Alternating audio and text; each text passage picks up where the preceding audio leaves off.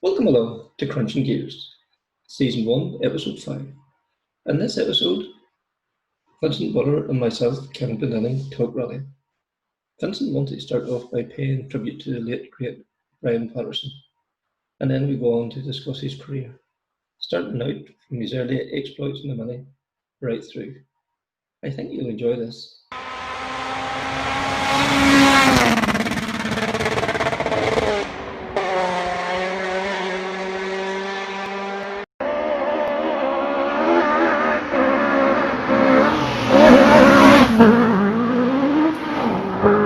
What could you do in a works car with works backup, you think, Frank?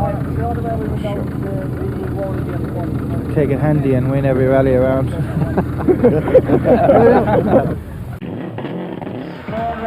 Bertie Fisher and Andrew Nesbitt have made the 1999 event a classic, as we have already said. Never has so much been provided for so many by so few.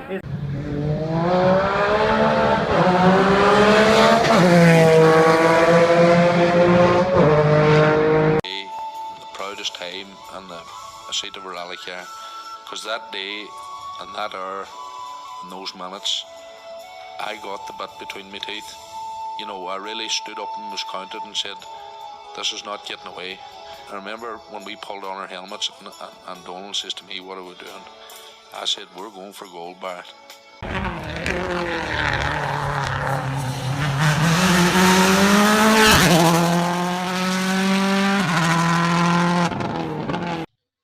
In this episode of Krunching Gears, I'm delighted to welcome along Vincent Bonner. Vincent, thank you very much for joining us. Not a problem, Kevin. Thank you very much. Vincent, I suppose we should start off with mentioning Brian Patterson, who recently passed away.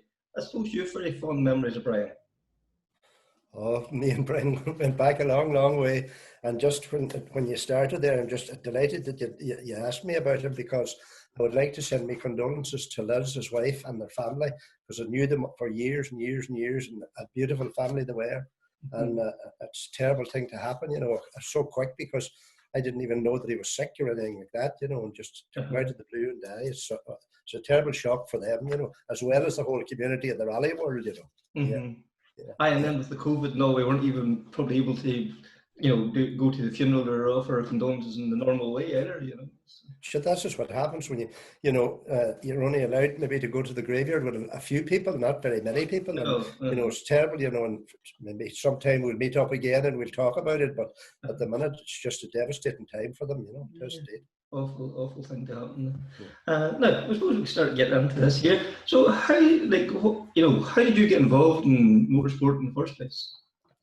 Well, I tell you, Kevin, how it started away. I got married in 1969, and I just had a wee garage bit here beside my home in Donegal, and was always interested in kind of fast cars and whatnot. And the Mini was at the time that was the one to have, and Yes. I always wanted to have a Mini, and I went away looking for one, and eventually I came on one down in Clare, County Offaly, and I bought it of a fella that used to look after McDonald's rally car.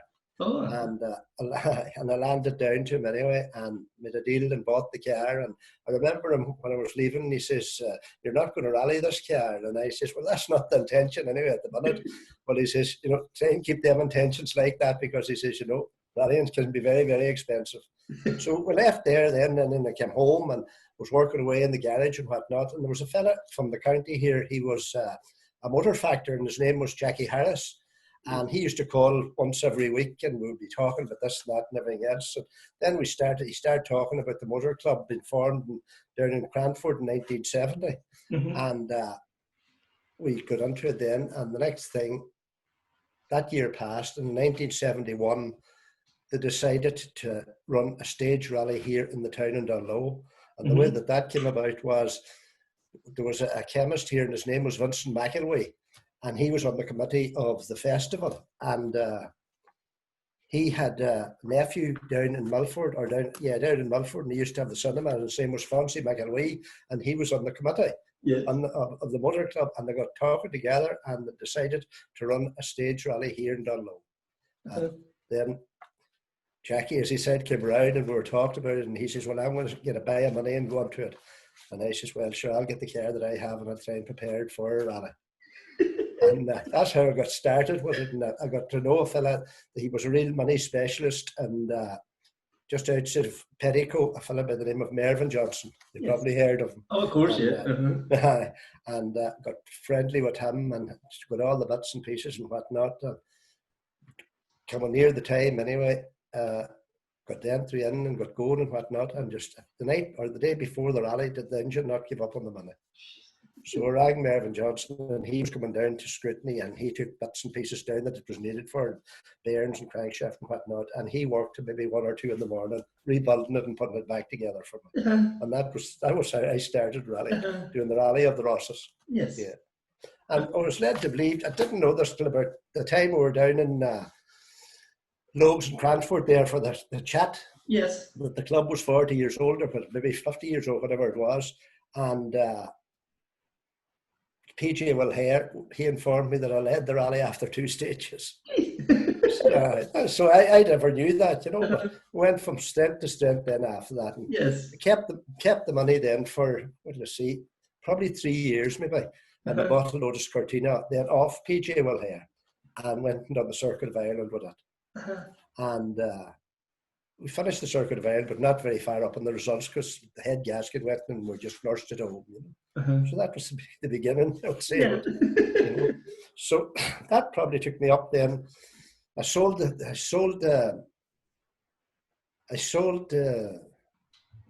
money, and I bought. I sold the Cortina, and then I bought a BMW off Derek McMahon. Oh, right, and I rallied it for a while, and there's a story about that too. We got ready for the Donegal Rally, but there was a crowd in London, and they used to look after all BMWs at the time, and they called them Auto Extra, and I sent the car over to them and to be ready for the Donegal Rally, and went over and collected and took it back, and lo and behold, maybe a day or 2 days before it did the same thing not happen, lost the oil pressure in the engine, and rang them up and told them the story and everything. And your man says, leave it with me, I'll be back to you. He came back to me then, we'll say within maybe a couple of hours, and he says to me, is there any place beside you we can land a small plane? And I says, right. And he says, well, I don't really know, to be quite honest with you. You know, I would need to check it out. Well, he says, our intention is, he says, there's 3 of us going over and we want to rebuild the engine for you. And he says, but we're coming over in a private plane, and if you could get someplace that would be close to you, that we could land the plane. So I went away anyway and started looking and whatnot. And there's a place not far from me, they call it Marrigallen, it's in Guido. And there's a golf course just beside it. And I was talking to somebody, and they said that you could land planes. There were boys who was landing private planes down there. Right. So I went down anyway, and it was kind of maybe getting dusk in the evening. And we lined the grass place on each side with the lights of the cars, and they landed over and they repaired the car. And we started the rally. So that was another episode anyway in my life. Brilliant. Yeah. Too many private planes about Donegal in the early 70s, you'd have thought. That's true now, that's honest to God. And I couldn't believe it when he said they were going to come over, you know. Because somebody else would say, I was too late now, we can do nothing for you. No. Fair enough. They were fair enough, they did come over, you know. That was brilliant. So then I went then and I bought a Mark 1 RS2000. It was an ex-Russell Brooks car, a Tour of Britain car, and I bought it off Cahill Curley.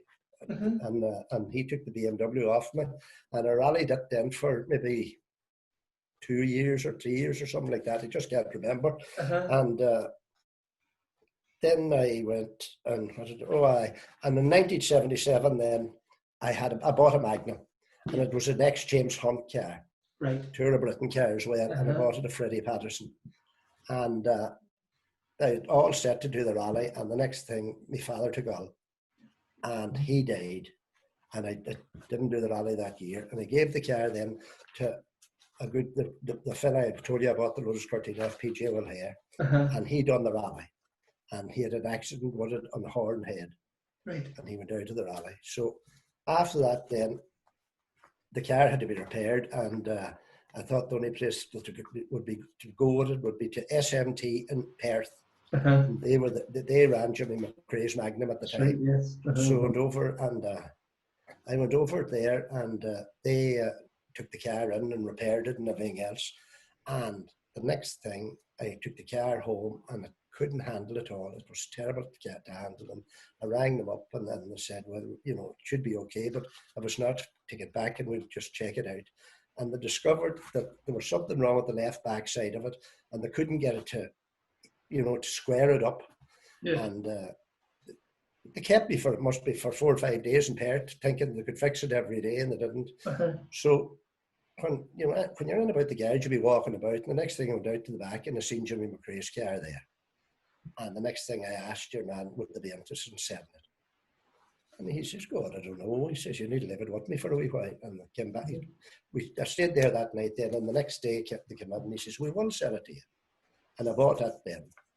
And I took it back and I rallied it for a good while. Yes. And I had great, you know, I never had no bother with it. It was a terrible arrival car, but it was a totally different car than my first Magnum altogether. It was a ZF gearbox. It was all different. It was an ex-works car. So proper. It was one of the best cars you could get, you know.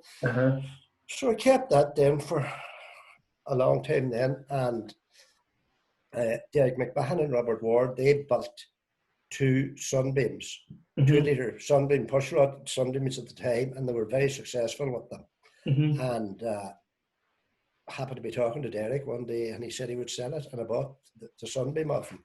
And I went to Donegal, and I went to the Manx with it that year. And there was another fella with me going to the Manx. We went over 4 or 5 days early, and a fella by the name of John Joe Boyce, and I think we finished maybe 8th that year in it now. Right. And we had some time when the whole crew and everything, I must tell you the story, you know, we'll mention no names, but when they look at it, they'll be afraid to see what's he going to come out with now. But the whole crew landed over, we'll say the weekend of the rally and whatnot, and we were out and about and whatnot. One of the boys had a bit of musty manners, and the police were called, and they were well fun about it, because at that time they were using the birch on the Isle of Man. You know, this is the punishment, you see. So we were telling them they would maybe get 20 lashes. And the next thing, a local politician of mine, he's from the town here, a fellow by the name of Pat the Cope, and my brother-in-law Fred Sweeney, they landed over to the rally because Pat the Cope worked in the fishing business on the Isle of Man, and he always wanted to go back. So he landed over anyway, and the next thing we were telling him about the episode, leave it to me, he says, I'll talk to the powers that be, and we got her squashed anyway, there were no problem about it. So that was it. We saved your man the whoop anyway. And I think then what did I see then? And Donegal the same year, I think we finished 6th overall with the Sunbeam. Good, you know, good results with it, you know. Yes. Then there was a rally up just outside of Mount Charles. My brother was sitting with me, and a massive accident there. Right. I don't know how we walked out of the car, but have you seen the car? It was just pieces, you know. Went off on a crest and it went up the road, the freeway, and anyway, and a car had to be reshelled after that. And what did I do then after that? Then I sold the car. I sold the car after that then, and I bought my first RS 1800. Yes. That was from John Connor's car down in Downlands. Oh, from the Downlands, yes. Yeah, and I think I maybe finished 7th, was it, in Donegal or something that time? Yeah. That would be 1980, yep. That would be 1980 is correct, Kevin. But before, not long after I had the car, the engine went in it, and I went over to Northampton, and you wouldn't do it now. And I went over to Northampton to Cosworth and took back all the bits in a bag on the plane, and got away with it, no problem at all. You know, no customs and everything at that time. So, you know, that was another part of the story. But I didn't do very much with that car, and then the Monty car came available then. Yes. Off Bertie, and I bought it then, and it was my first outing, and it was Donegal. And we were coming through the Melton, and a wee part in the steering rack broke and it had no steering and it ran in against the wall and it was out of the rally, nothing serious, No, but just enough to put you out. It just put me out of the rally, and then I remember waiting till after the rally, and they came, Sydney Meek then came, and Bertie and they looked at the car and said, well, we need to reshed it. It's, it's not, it was so light, the car itself, the steel was so light and everything, and that you just, it was... Any notes at all? That's right, and I'd probably done a lot of work before with Waldegard and all them boys, and and that was, it was maybe the shell needed to be reshelled anyway. So I remember at the time, Bertie saying, well, he says, you're only after buying the car. He says, I'll go half or so you in the shell. I thought it was very nice. That was very genuine, wasn't it? Yeah. It was. And then we went from strength to strength in that car there. That was the one that took us to the 1983.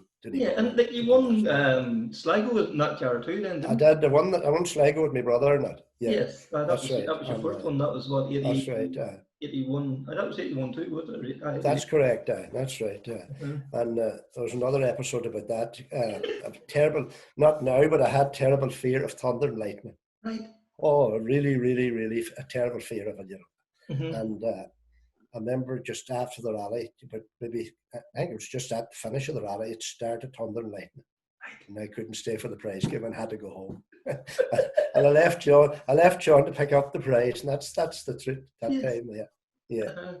You just couldn't, just made you so nervous, did you? Just couldn't take it at all, And even, it would be that bad that I would have to go to bed with it, Right. The sweat would pump out of my hands, But just a complete phobia or fear or whatever. That's the way it was, yeah. You just couldn't overcome it at all. So that's what happened then. And then we went to the Donegal Rally, and you probably know as much yourself about it as I know about it.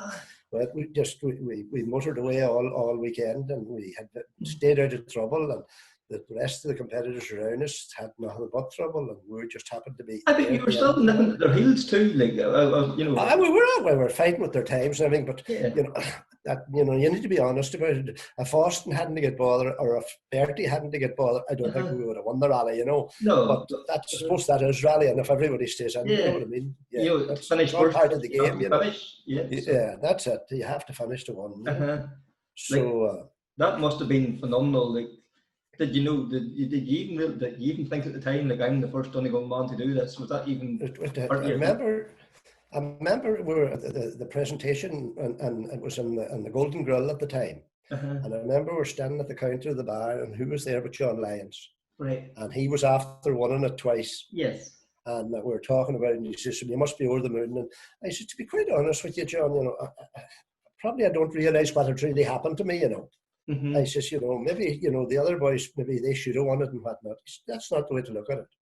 He says, the days that their day will come for the two as well, And he says, enjoy it while you have won it.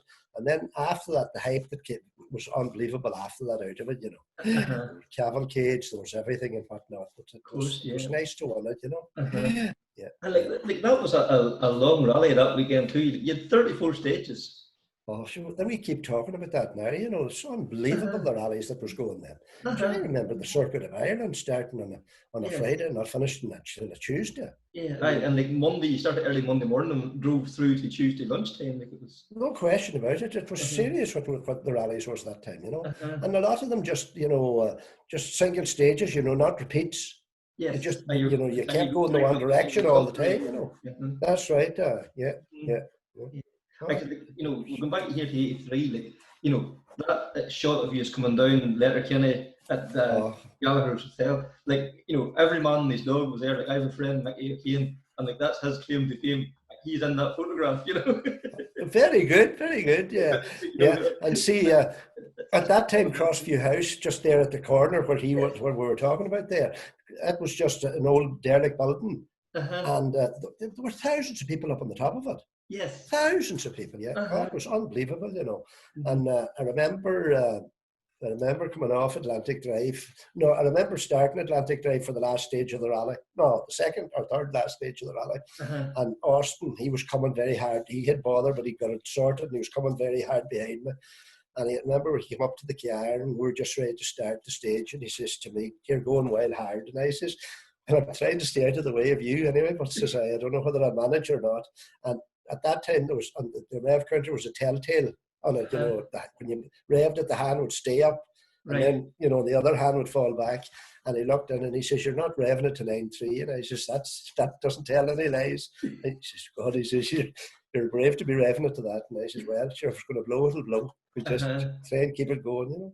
I remember coming off Atlantic Drive then, and when we got to the end of it, you could still see in the shot on the camera, Seamus turning around and looking behind him to see was Austin coming. And the next thing he kept looking and kept coming. And he says, "We're up on him, we're up on him." And the next thing he says, "Oh, there's something far wrong." He says, "With 30 seconds now has passed, he still didn't come." And the next thing we discovered that he had 3 punctures on the one stage.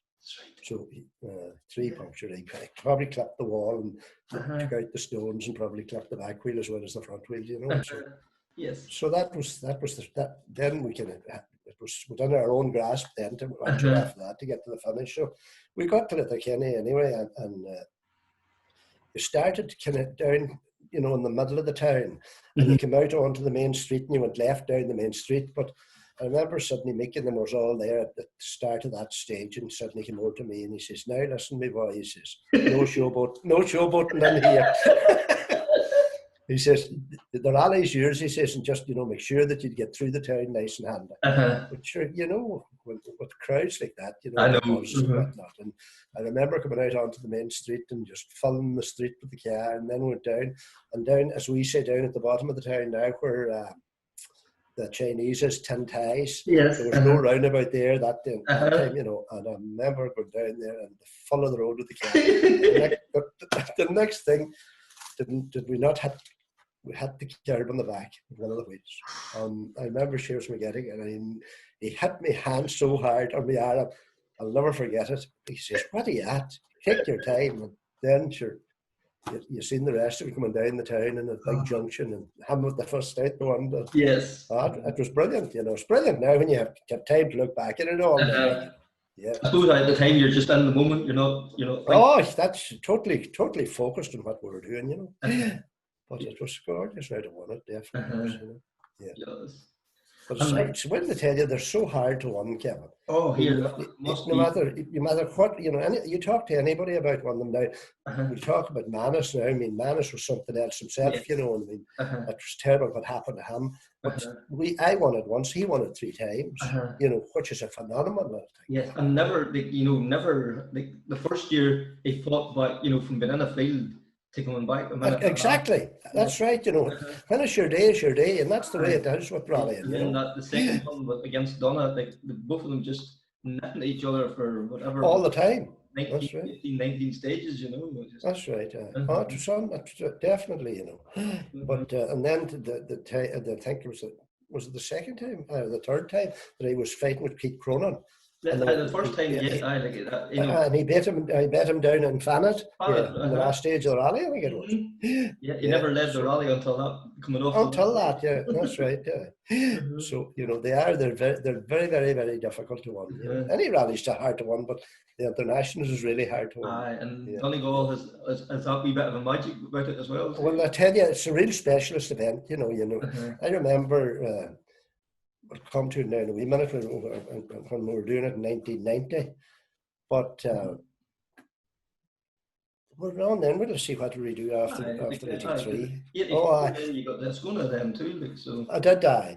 Again, another ex-Bertie car again too. So. That's right. It was the Bowling Catini car. It was bought in London off Bowling Catini, and he took it home, and he drove it on the DIL 999, and he sold it to a fella up in Belfast then, and I decided that it might be time to move on. And at that time, James Cullen, he was interested in the Mark II, so we made a deal, and I went up and bought that then, and took it and rallied it for a while, you know. Yes. And I had a massive accident with it in Lurgan Park, right? And had to get it reshelled. And it was before the Circuit of Ireland, and suddenly he went to Opel in Germany looking for a new shell. And they were in the Mantis at that stage. Right, And yes. you know, there weren't very many of them left. But they told him to go up in the yard and see could he come on something, and he went up and he only got the last one was in it, and they gave me the shell for nothing. So that was a nice gesture too, you know. So we built that. He built that Ascona then, and the running gear and everything was identical, like a Manta in it. Yes. The whole insides of it was all changed to be the same spec as a Manta, but it was an Ascona. But that was a very successful car for me. I really enjoyed that car. Yeah, like, and you That's right. Good rallies in it as well too. You know, like you know, we had a great rally on the circuit with it. That's what I was just about to say. 86, yourself and Rory.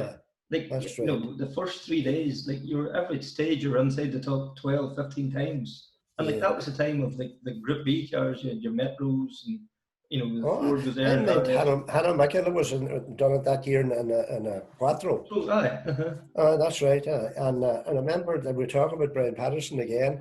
And I remember after we'd say maybe the second stage or third stage, I can't remember which now, but he was always standing, taking the times, you know, to give them to Liz to print out and whatnot.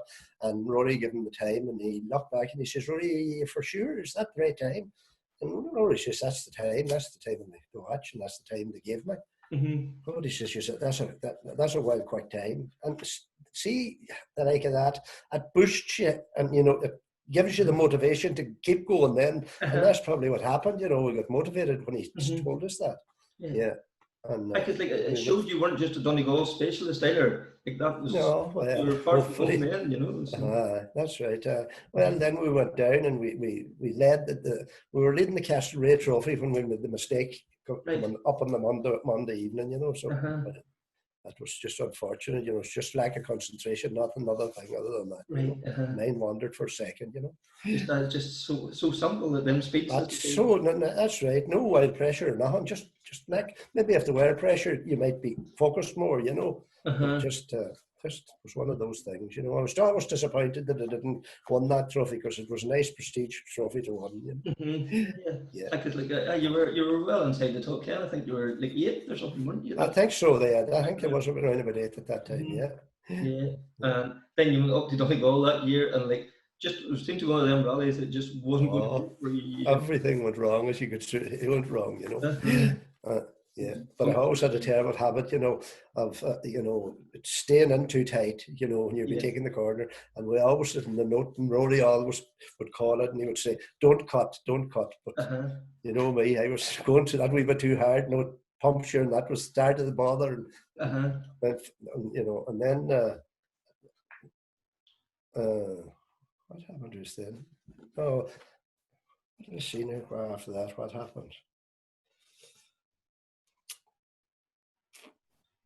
But you know, you still went on to finish 7th, like even with all your problems. I know that. That's right. That's right. We have.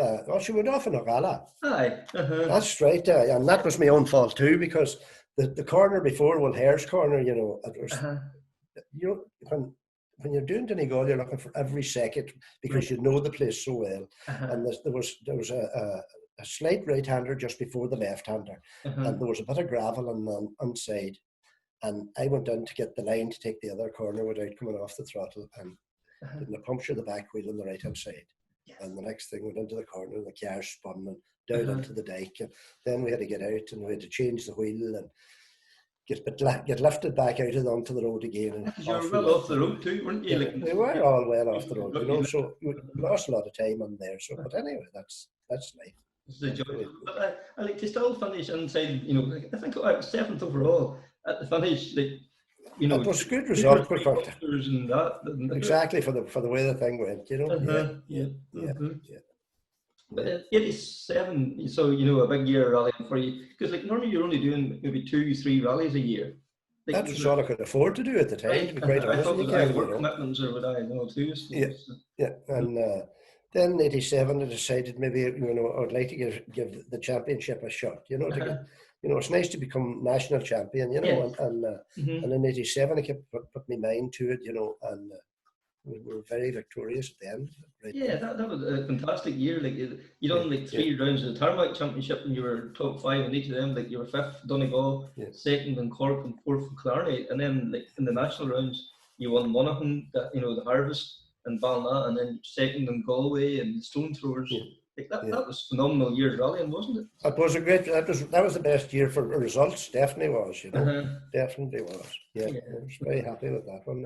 As you say, to win the national championships, no mean feat, Tyler. It's lovely to win it now. Definitely, it's nice to win it. And as I say, you need a terrible lot of luck to win it too, because you're doing so many rallies, and you're just you're playing with fire, can you all the time. And just it worked out good for us now. You need a reliable car. You need the speed. That's what it was all about. Yeah, that's right. Yeah, that's right. And especially a privateer, it's very hard, to keep rebuilding the car all the time. We got on well in it, no doubt about it. So, and I was chatting to Rory, and Rory says he was sitting with you that year, but he had to go and do the RAC, so he didn't. That's correct. That's right. He was with Richard Hall. That's how that was. Yeah. And Kevin Kiley, a friend of his, he got him for me, and he sat in, and he done brilliant. He did. Yes. Yeah. But I was lucky down throughout my whole career, to be quite honest with you, Kevin. I always had very good men sitting on beside me. And the like of Seamus McGettigan, and the like of Rory, and Dermot O'Gorman sat with me in Cork, and Kiley sat with me, and all good, and every one of them had fantastic memories. They would remember, all you would need to, if you went over the stage once, they could nearly tell you what it was like the second time, and that's very important, when you're rallying, to have somebody that you're comfortable with,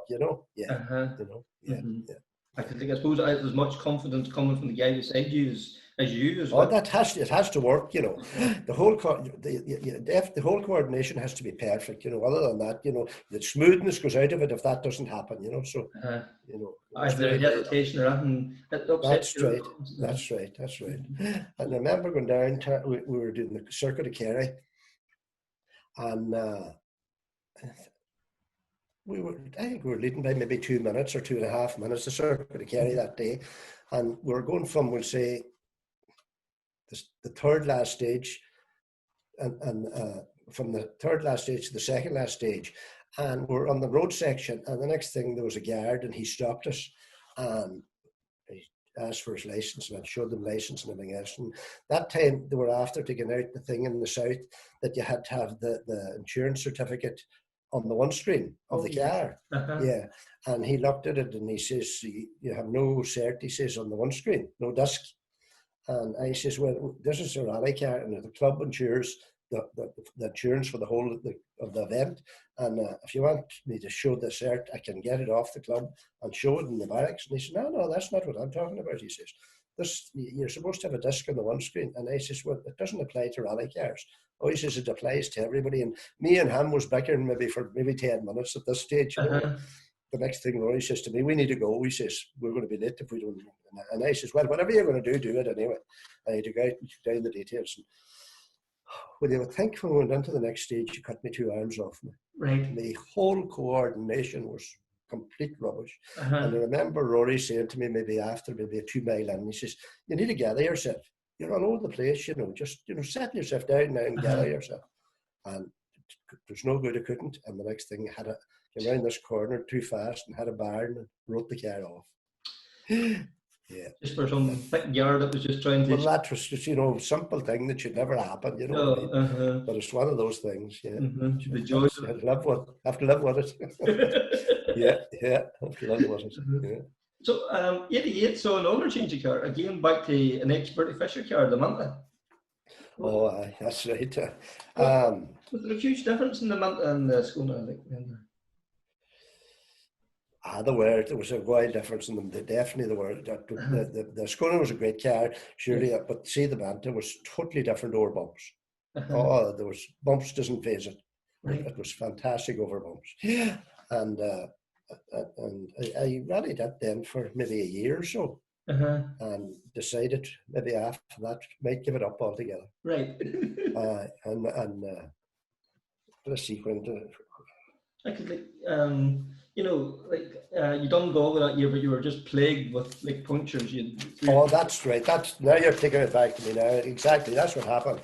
Galway was the first event with it, and I remember we're down on the first stage. You got 2 punctures on the first stage with the rally, and I was kind of out of it at that stage then because you had lost too much time, But we were motoring away. We came into the service area the next then after that, and somebody rang me, or somebody told me that a very good friend of mine had been killed off the Mayo coast in a trawler.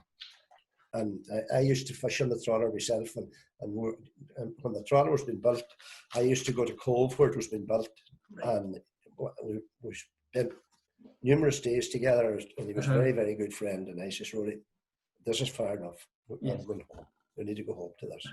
So that's exactly what happened there. Yeah, that's right. There was more important things, isn't there, sometimes in rally? Oh, that's it. You have to put things in perspective too, you know. Yeah, exactly. Yeah. Just then, yeah. So, yeah. Yes. That then I went to Donegal then that year, and like Lovell and James Cullen were just in a league of their own. But you and Bertie had they were out of sight. Bertie had that was the beginning of the Sierras, and Bertie had the Sierra that year, and Seamus Boyle sat with me then for I think 89, 90, and 91 for those 3 years, and we had a good cut with him on that rally, you know. Wasn't it funny? Like the schooner that you had sold to James, you had bought off Bertie. Well, you know, it was the 3 cars. Well, that's right. That's right. That's the way it worked. That's right. Yeah. And like you can see the way you speak about Bertie and the fact you bought the 3 cars off him, there was a great respect for Bertie Fisher there too, was there? Oh, unbelievable! No question. The right word. We got on like house and fire, you know, because Sidney Mick, he was the man that prepared the cars all the time, and you know the 2 cars are prepared identical at all times, you know, and we had great rivalry between us as well, you know. I mean, once we got into the 2 cars, you know. The friendship went out the window, and it was every man for himself then, you know, and that was great. We got on terrific, I remember going to the Cork 20, I think, one time, and I think it was the first stage of the rally, in fact, and Coleman, he went off first, and then Bertie went off.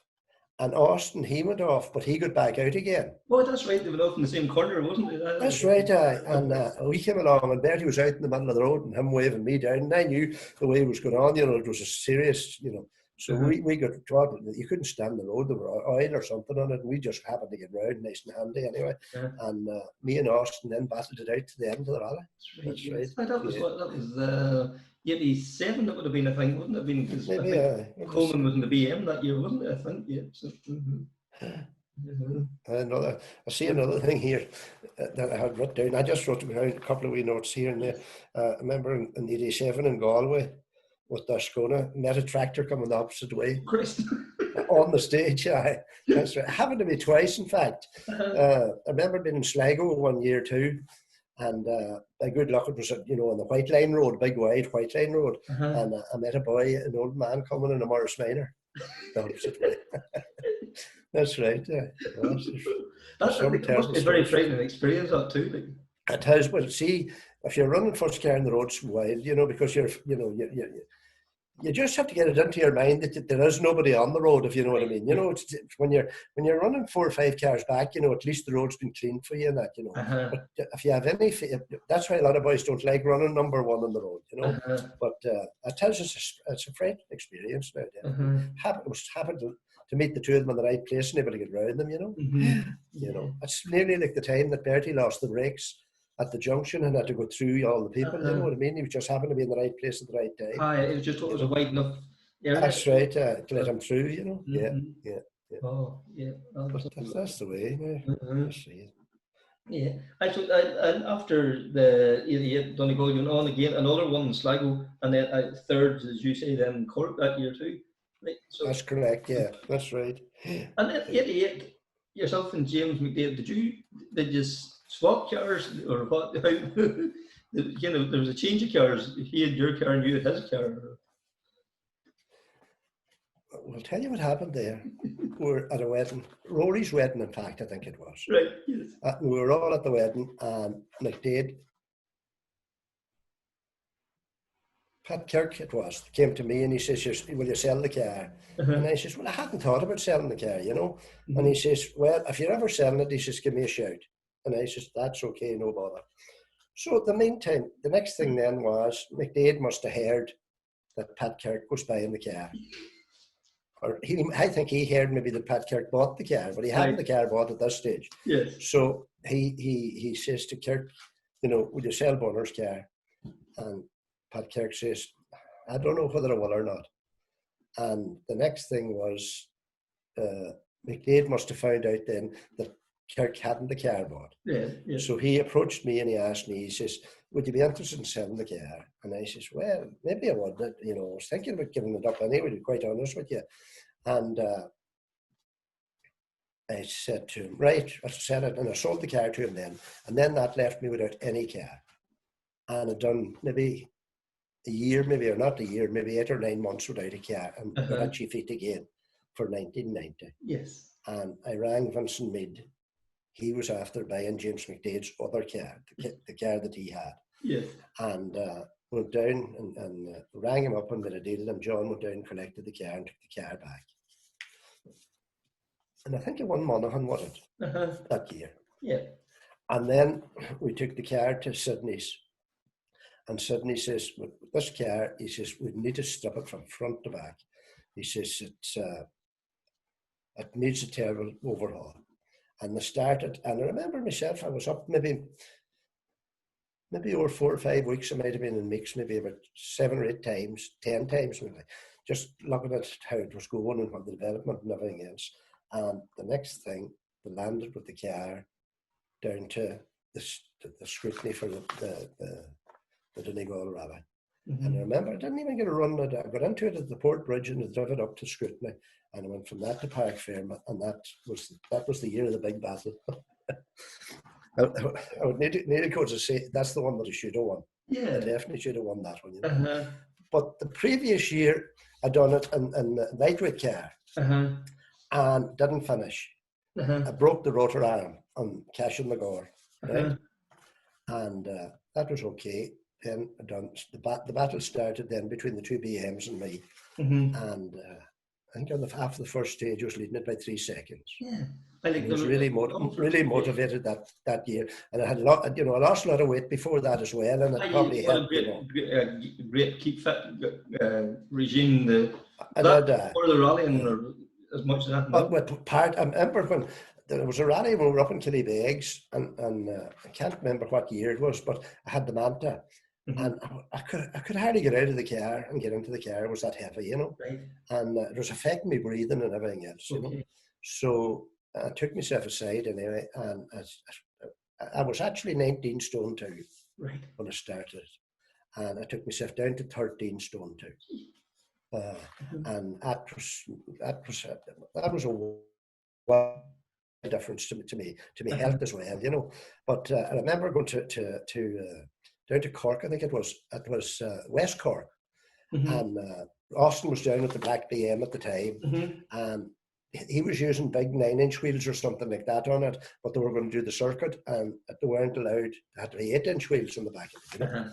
So we started away anyway, and the next thing we started taking time out of him, and we're leading for a good lot of the time, myself and Rory, and the next thing came into service, he says, boys, get off them wheels. Get on them big wheels onto it. So we're going very well. We're leading it, and I think the first stage on the last day was Ring, and I would say we're maybe a quarter way into Ring, and didn't the car go off a Sunday. Right. And Austin caught us, and we finished maybe 50 seconds or something like that behind. You know. Yeah. But that was all part of the fitness regime that time, you know. And like West Cork at that time too, you know, it was around that British National Championship. Oh, it was, that's right. They used to get a great entry from across the water and that, yeah. They didn't, they did, yeah. So it was a nice event to be doing so well on too. Like it was yeah. I remember, I came in to see when, see now. 1985. I remember doing the Donegal Rally in Skona, and they used a stage called Glendone. It wouldn't be that far from me altogether now, maybe about 6 or 7 miles up the road, and it was 20-kilometre stage, and that was the year that Tony Pond came with the first. That was with the metro. Yes. That was the first of the metros, and I remember starting that stage. And I remember catching Phil Collins, so I'd say maybe about 4 kilometres at the end. We couldn't get past, the road was that narrow, you know. Yes. But we finished Pond, he took 9 seconds out of us on it. And his average speed was 104 point something miles per hour. And ours was 98 point something miles per hour over the stage, yeah. Yes. Never forget You that. must have been flying that. Like, it was. If you lost a amount of time, like, you probably lost easily. Well, that's what I'm saying, you know. But I remember coming off the stage, and then Phil was all apologetic about it and everything else. And nothing could do about it. But the 2 headlights of the grill living was broken in the front of the car with the stones coming up from them.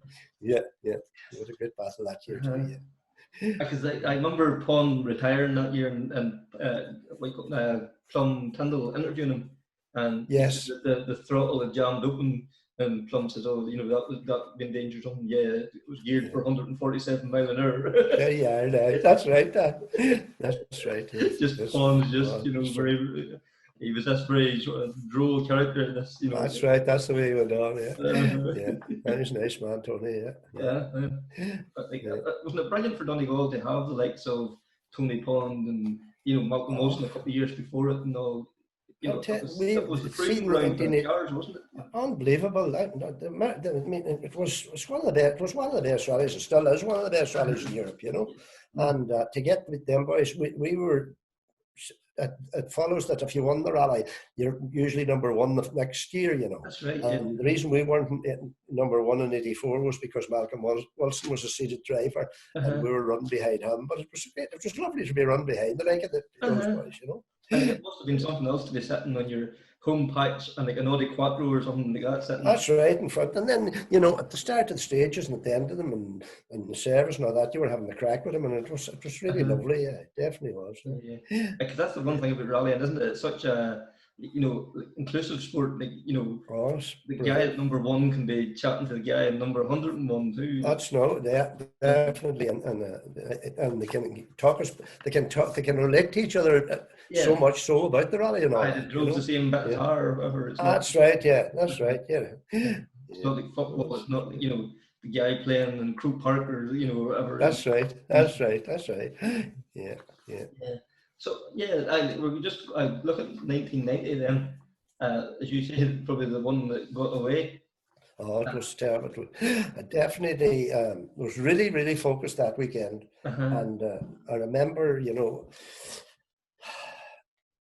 there was so little between the 3 of us for the 3 days. It was unbelievable, you know. And I remember on maybe midday or around midday on Saturday, we were after doing Fannet Head, and had maybe there were a couple of seconds between us, you know. And I was talking to Seamus, and I says, we need to get more time in here wherever we're going to get it, you know. And he says, "Jeez, I don't know where we're going to get it," because he says we're on the limit, you know. And I says, "Well, there's one place I think we might get a wee bit." And he says, "Where's that?" And I says, "It's the hairpin before you turn right down the hill around the lake." "All right," he says. And I says, "See, the last time, so I brake before the crest, before you go down to the hairpin." And I says, "I think this time, says I, if we went to the top of the crest, says I, there might be a second or two." And it was the biggest mistake I made, because it was too late and I overshot and I lost 19 seconds. Right, yes. You know, and then, you know, for us to be such too close together, that I just threw it away by one silly mistake, you know. But there were enough time left in the rally that I was able to get back at them again, you know. So I think maybe 7 or 8 seconds, or I think maybe 7, that was between us, me going into Cash in the Gore. Austin, I think, was 7 ahead of me, you know. And we done Cash in the Gore before that, and I think I was 5 up on it. Right. Yeah. So, you know, I thought... You're quietly confident?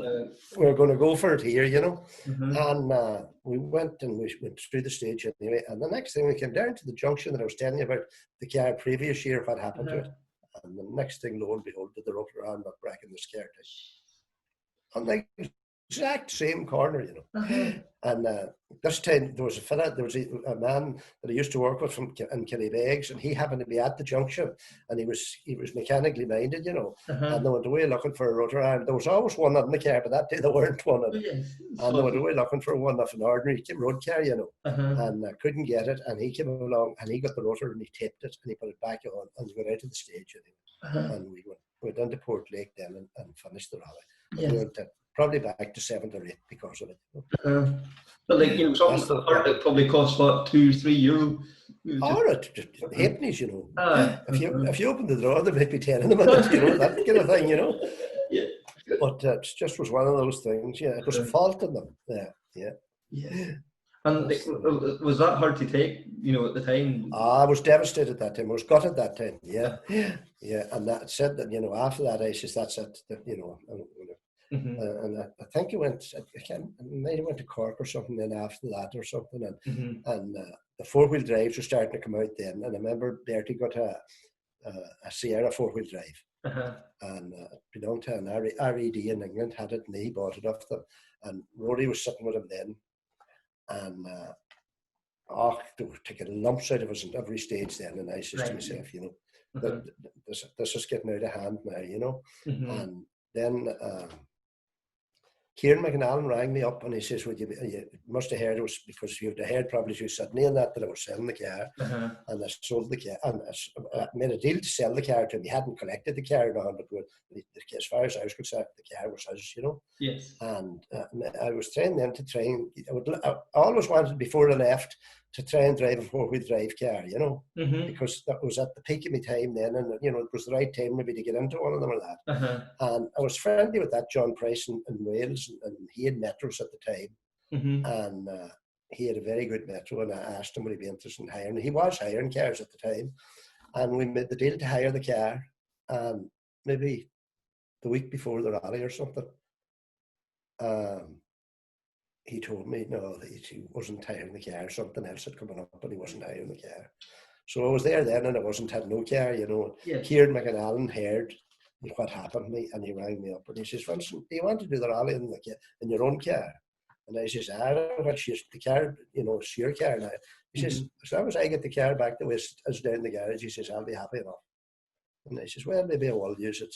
So then it was kind of late then to go to Sydney with it because he was flat out at other cars. So there was a boy from Letterkenny by the name of Kevin Harley, and he used to go to all the rallies with us. And I asked him, would he prepare it at home? And he says, I no bother, she will get it together somewhere. And we prepared it anyway and started the rally. And I remember it was wet. And I remember maybe halfway through the first stage, or maybe 3/4 of it through, Kenny McKinstry caught me and passed me in it. And I could do nothing with the car. I could get no traction. I could get nothing with it. And next week came into service and further about it and whatnot and put it out again. It was still no good. So I came in then and Sydney was there and had a serious chat to him about it. And he says to Kevin, he says, what did you do to it when you were working? Because it wasn't perfect, you see. And he says, well, I've done this and this and this. You know, he says, you should never have touched that. He says, that's the whole geometry of the car is all off. And he says, the sad part about it is, he says, I have nothing here. Everything's in the garage. He says, first put it back to the way it should be. So that was on Friday. So on a first service then on Saturday, they fixed it. And then we started to go hard after that. Right. That was 91. And you still come back up and finish third, even with that's what I'm saying, you know. You know, and it was handled like nothing before that. But we got back to third, and you know. But when you look back at it now, we had fair good pace, you know, against them boys and that, you know. Yeah. So, like there was an urge there to try 4-wheel drive too before you stepped away. Pardon? There was an urge to try 4-wheel drive. Oh, yeah, well, without a shade of a doubt. I almost regretted that. You know, that I didn't get into a 4-wheel drive to see what would the experience be like in it. You know. Yes. Yeah. Sure. It wasn't to be. So you stepped away then. That was it. That was that rally over then from 91. Then you stepped away. Yeah, I stepped away. And I kept the car over in the garage. I would say for 6 months before, you know, I talked to Kieran about selling it and that, you know. And it lay there, and I made the mistake the last time that I sold it and had sold everything with it, and I had to go and build the whole thing up again. And I says, I'm really going to make up my mind this time. Is this the end? And I did, and Kieran took the car away, and that was the end of it. And I stepped away from it then, and I didn't look at a rally car for 20 years. Right. And see if there were a stage at the back of the house, I wouldn't go out near. Right. Really, I just said that's it, and that because it's when you have an addiction for something, Yes. it's like going off cigarettes or the like of that. See if you take one, you're back on them again. You were and scared. That's why I just stayed away from it. And then I got busy with the trucks and whatnot, and it kind of kept my mind occupied and whatnot. And nothing really happened then till I got a phone call from. That's right. But say like even come like 92 or whatever, come June, was the itch there? Like Definitely, without a shade, it was there. But if I had to go out, I never went near it. If I had to go out, it would be the start of it again. Yes. So I stayed away completely for it. Ignore it. Ignore it completely, and then John started to play, or John was playing golf, and I used to go down with him and start, learning to play golf, and it occupied my mind to get away from all that, and I played away at golf then for a long time, and still play golf.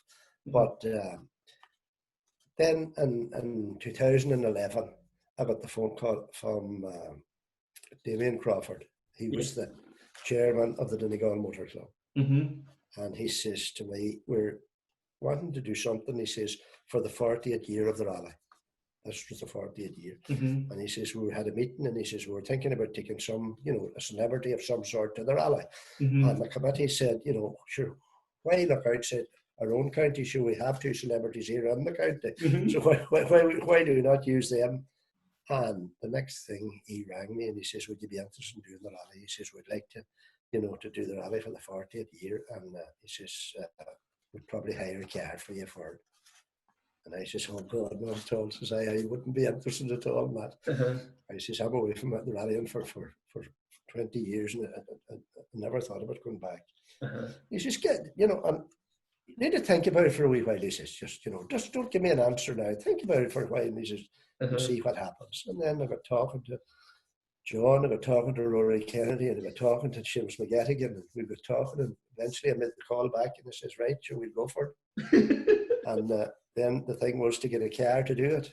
So I looked at different places for a car. And then Rory says to me, there's a fella up in the north. He says he specialises in Mark II escorts building them. Oh, says I, who is it? And he says, he's a fella, he says, by the name of Barry Den. And he says, do you want me to give him a ring to see would he be able to do anything? And he says, well, if you know him, should I give him a ring? So maybe a week passed or whatever it may be, and the next thing the phone rang, and who was it but Barry Den himself? And he says, we're thinking of going back, he says, and doing the rally. And I says, well, I wouldn't be doing it. So I only have the occasion it is. It's only a wee run out, that's all I'm looking for, And he says, well, you should. He says to me, I would have a car. He says, it would suit you. He says, if you want to do it.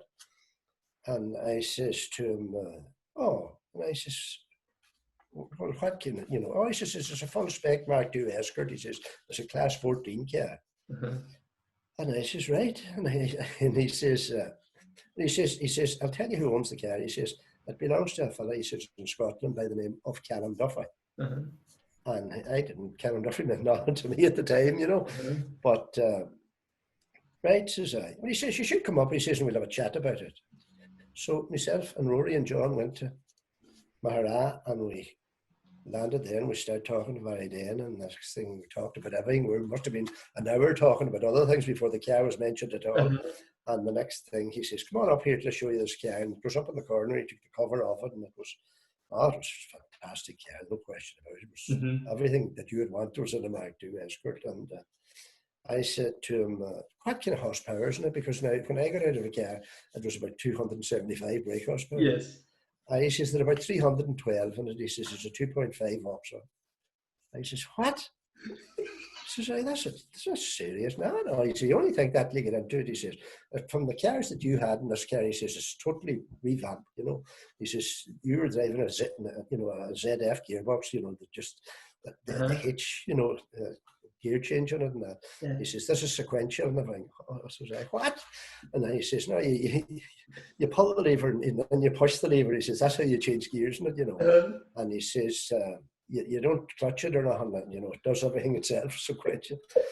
And I says, I don't know about this car. And he says, oh no, he says, you'll be fine in it, don't worry about it. He says, sure, he says, we'll get it ready. He says, some evening, he says, and give us a shout, and you can take it out the road for a run and see how you get on. So I went up anyway and took it for a run and whatnot. And I says, I was supposed to maybe get onto it if it wasn't for a wee while to see how it goes anyway. And he says, she'll come up some other evening. He says, and there's this wee road over here. He says, and we'll close it off. And he says, you know, it's about couple of miles. And he says, sure, that's all you need.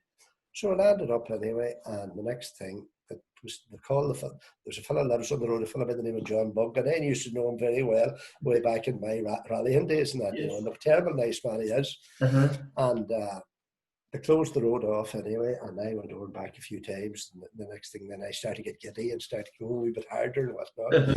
And the next thing, I came over just at John Bug's house. There's a wee crest, you know, and you can go down into a dip.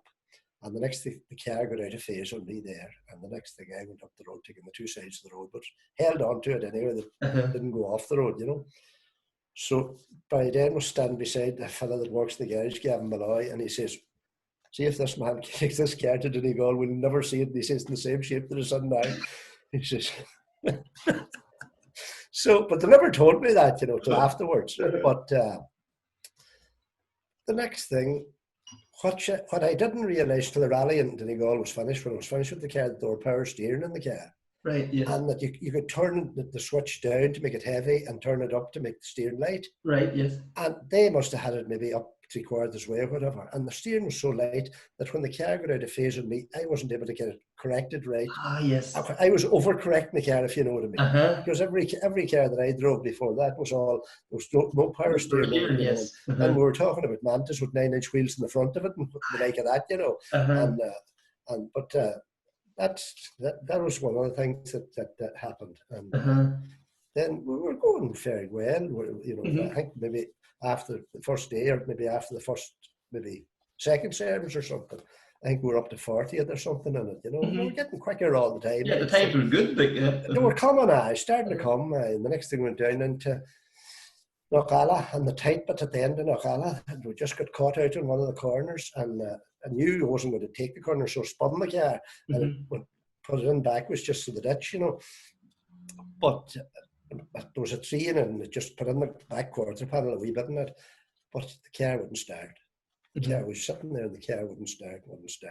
And then a couple of cars came, and then we pushed it down the road, and it still wouldn't start. And the next thing, I looked down, and there was a switch on it for a second pump, petrol pump, and we flicked the switch, away the car went. I wouldn't have lost 10 seconds if I had known what happened at the start, you know. But we had no bother from that to the finish, and I really enjoyed every minute of it now. It was class. I really enjoyed going back to it. You know? Just brought back the memories for you, I would say. Oh, it did. It was lovely, you know, especially doing a rally, you know, that you knew the stages like the back of your hand yourself because you'd done them so many times just over the years, you know. I have to have Seamus alongside you again and all. That's right, yeah. Well, we were back. Me and Seamus went back a long time. We went back to the time that PJ Wilhare was rallying himself, and that's how we got to know Seamus. My brother was sitting with me, and we had a special bond down through the years for 40 years. In fact, with his whole family, you know. Cathal McGettigan, he used to sit on too, and he sat with that Robert Moffat from Monaghan, and we used to have the best of crack, you know. And then now Damien, he's sitting on now himself, and you know, we're still all together all the time. So it's not like that relationship's still going strong. Yep. We had a great relationship with the McGettigans, definitely had. Over the years. And then John, your son, got the rallying bug. He did. Even sorry, go back to yourself too. You done a couple of other rallies then after that. You done Clare and you done the Harvest. Well, I'll tell you how that came about. I got friendly with a couple of boys up here, and I'll be talking about rallying and whatnot. And there was a fella in it by the name of Donald McCall and Paddy Boyd, and they had a wee Corolla between them. Yes. And Donald McCall said, "I always wanted to sit in a rally car." What you said? Oh, well, says I, "You're too late now. That'll not happen." Oh, he says, "We're not too late yet." And I says, "What do you mean?" He says, "We'll go down as far as Clare." He says, "And sure, we'll use the Corolla." And I says, "Yeah, for sure, you real?" He says, "Sure, we'll only go down for a day's crack. It'll be no big deal." And that's how it ended up going down there then. And then when the rally was, after the rally, maybe a week passed, and he says to me, "You know, we made a terrible mistake." And I says, "What?" He says, "We didn't get a photograph," he says, "of us in the rally in Clare." I says, "What?" We never, he says, got a photograph taken, he says, of the two of us and Claire. And he says, sure, we'll do the harvest. And that's how that happened. So he wanted to get the photograph. And that's how that came about with that. Yes. That's right. And then again, you know, the times were coming there too. Like, so obviously, well, the you know, back. maybe suppose, you know, it's probably when it's sudden that, you know, to come out. If you probably went back to, you'll definitely not get back to the way we were, you know. No. You'll get back, you know, you'll go fairly hard if you were at it for a while again, but that's gone past now. Yeah, because the guys these days now, that pace is phenomenal, isn't it? You know, like oh, see, at the minute, it's serious pace out there, you know. Yeah, but it's not like, you know, when we were doing the 30 and 40 stages, we could pace ourselves, you know, and see, you know, the longer you're in the car, the more. That's what I kept telling John, you know, to try and do as many 2 or 3 day rallies as you can, because the often you're in the car and the longer you're in it, you definitely want to get better, you know. I see time. Yes, match practice is what they call it, you know. The more you do. And so I was going to say that John got into rally and all, like, so you did offer him advice and try and keep. That's right. I told him, you know, and well, I told him, I don't know whether he took it on board, but you know, you have to be in the car often if you want to be up with them boys at the minute. No question about it. You know, you'll not sit in for half a year and then come out and try and, you know, mix it with them. That'll definitely not happen. No. You know. Because like, you done that back in your day, and like you probably spent the Friday at Donegal getting the speed built up. And that's correct. Morning, really, you were getting going for. That's right. That's right. And it was the same doing the Circuit of Ireland and doing the Ulsters and all that. They were all 2 and 3 day rallies and 30 and 40 or 30 and 35 stages in them, you know. And that you definitely, when the rally's finished, you know, you really much to go and do it, you know. Yeah. And then the fitness levels too, like is. Unbelievable. That's right. Yeah. And hey, them boys need to be in the gym all the time, maybe 3 times a week. You know, to get fit for that. You know, because now it's a sprint. You know, from the flag goes at the start, you need to be on it. Other than that, you'd be left behind. You know. I think you were saying earlier you lost like 19 seconds or whatever with the spin. If you lost 19 seconds. There's nearly no way you'll get 19 seconds back now, is there? Not a chance. That'll not happen now. Definitely not, because you haven't the time to get it back. You know. That's right. Yeah. So you mentioned there, you know, like Seamus and yourself, and also you said that earlier, which meant to just want to go back to the 77. Your father passed away. Was he a big supporter of your rallying too in them early days? Oh, well, at the start, you know, he thought it was clean off my head to be at it. But then when he'd seen, you know, getting results and whatnot, and he would get more interested, and then he was a big help, definitely. And your brother Michael too. Oh, he was a terrible help. Yes. I mean, financially he was a great help, because he was sitting in and he was sharing the expenses and whatnot, you know. So it made a big difference, you know. Definitely. And like he was a huge man around Kelly Beggs. Like he put Kelly Beggs on. That's right. He used to work in Dublin first with an oil company by the name of Burma Oil, and then there came a job up in the Fisherman's Co-op in Kelly Beggs, and he applied for it and he got it. And then we were close beside each other then, and he used to maybe go up maybe 3 nights. He lived in Killybegs, and we used to go up maybe 3 or 4 nights a week, and we would talk rallying and whatnot. And that's how probably it evolved then into getting different cars and whatnot, you know. And this was there at the two of us. And did he enjoyed the co-driving then too as much as you? Oh yeah, he did. Too. He really enjoyed the co-driving. Yeah. Oh, he loved it, you know. He definitely did. So, like, I'm just then skipping forward here now to 2014. Declan Bryan won the Donegal. Oh, that's right. My neighbour here. You know, how brilliant is that? Like your own man from your own parish. Unbelievable. And he there's a pub next door to me. They called it the Bayview Bar, and he bought that there maybe a couple of years ago. And he turned it in now to McCafferty's Bar, because he has McCafferty's. He has 8 of them now, I think, at the moment. You know. And it's brilliant, because I'm talking to him nearly all the time now. He was here when they were repairing it and all that. But I remember way back when I lived there was a school across where I lived, and where he lives now, Letcham Ward. And he went to this school, and I was only a wee boy at the school. And I used to have the rally car up an odd time, you know, at the house. And I remember he used to come down to the wall, and he would stand on the wall watching the rally car go away out the road, you know. It's unbelievable, you know. It's your fault. Well, if you were talking to him, I would say he would say it is, you know. Yeah, that's right. Yeah. And you know, the year he won, then the big cavalcade, and they done John's car up, and you're we did. That's right.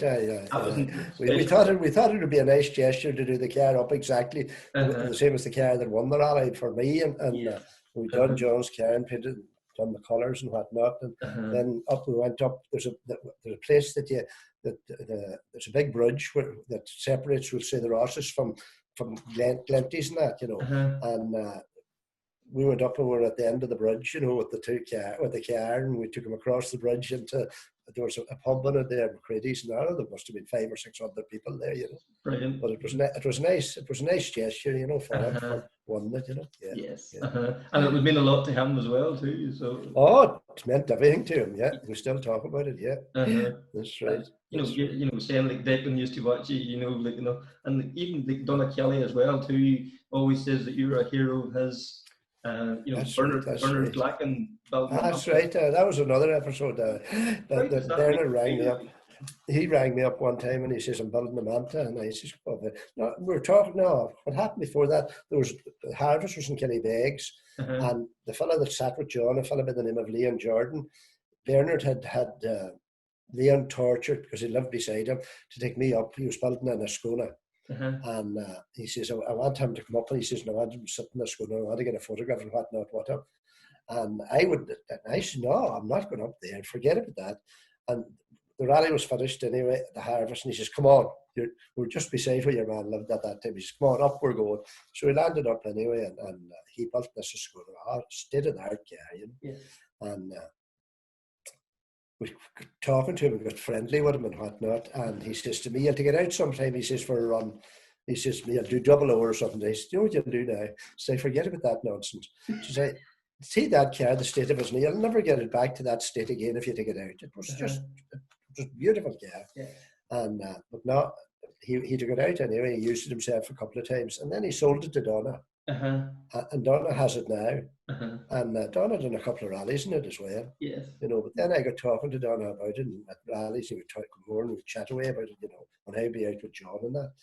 And he would talk then about the Mantas and whatnot. And then he was telling me the last time that he's building a new Manta himself, John Donna, you know. But I was the hero for him too, so yeah, it's unbelievable, isn't it? Like, isn't it? That's right. You know, it's some thing for you to have them guys look, you know, you are the guy that's got them fired up to go into rally, and that's right. Yeah, that's right. Yeah, that's nice to be able to look back at it now. Yeah. And then Bernard Glacken there. Oh, Bernard then rang me up then, and he told me he sold the car to Donna, but he was building a Manta. And I says, "Oh, very good." And he went on to tell me then, and he had, I would say, maybe 3/4 finished. And he rang me up and he says, "The deja vu," he says, "is on in Donegal." He says, "You'll definitely do it with me," he says, in the Manta. And I says, "Well, maybe," says I, "sure, we'll see it near the time, you know." So he was under terrible pressure to try and get it finished.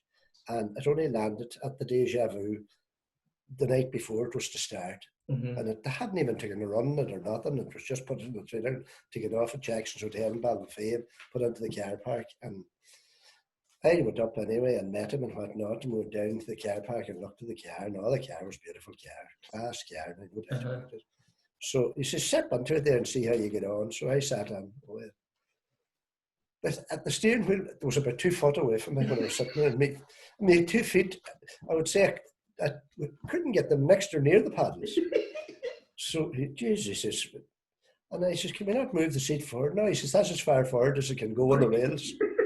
Well, I says, "I'll not be able to drive it if it's like this." So I went then and I got a couple of cushions and put it in, and no good. And then I got a big bag of rags and put it in, and I couldn't sit in it, it was too hard. And the next thing, he says, "Hold on a minute." And he was staying in the hotel, and he went up to the room and he took down 2 pillows, and he put one under me and one behind me.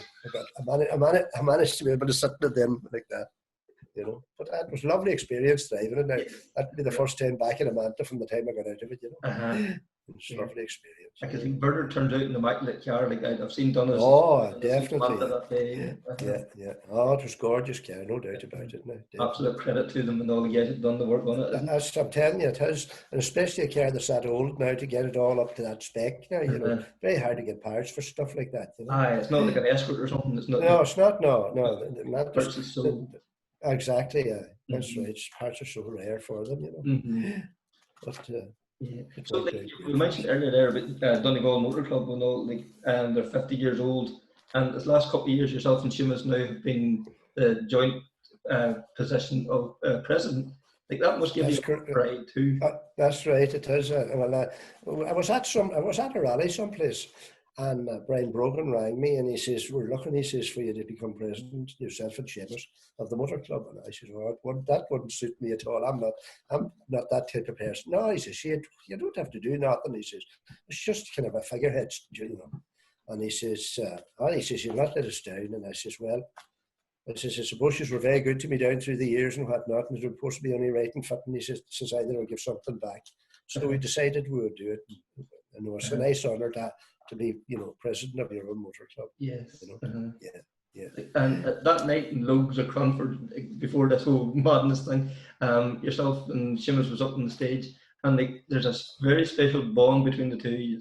Like, you know. Oh, unbelievable, terrible altogether. We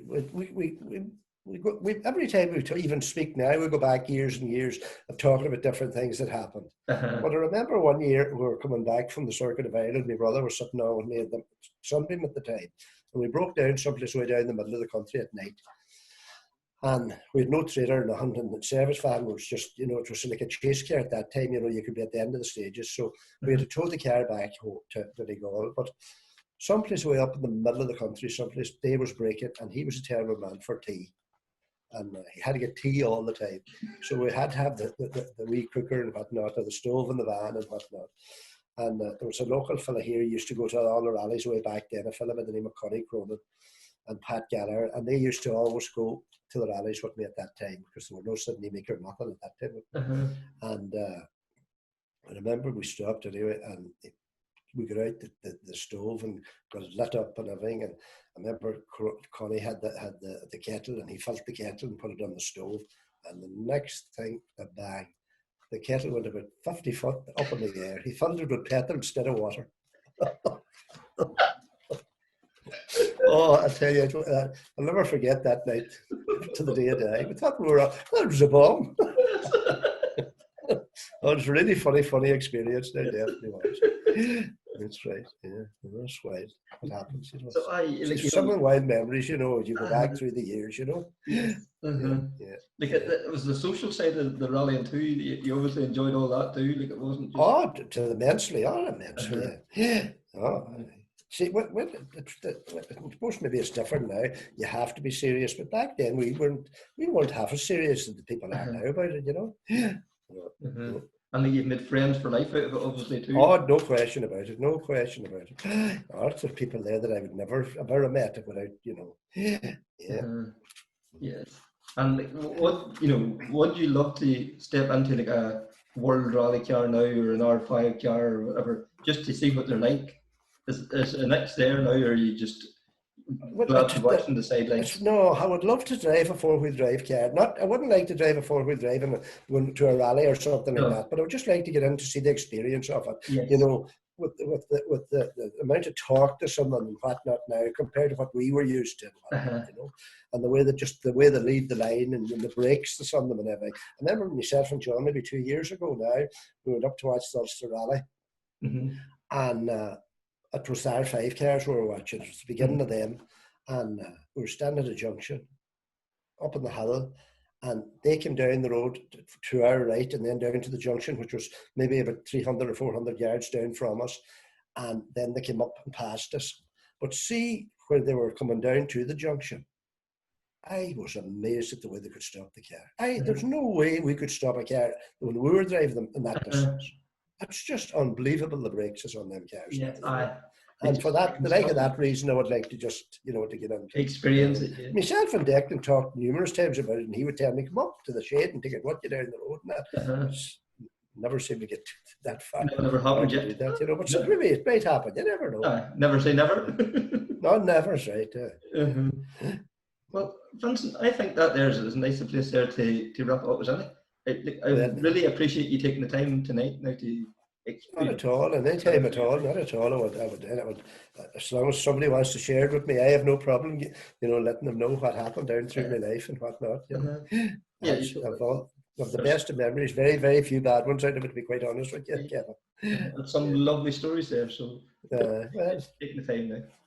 Yeah, that's great altogether. It's lovely to be able to speak to you like that. That was Vincent Bonner and myself, Kevin Glendenning, talking about rally. I hope you did enjoy it. If you did, can you please like and share? You can share it across all different social media platforms. And if you're listening on that podcast, can you please rate the podcast?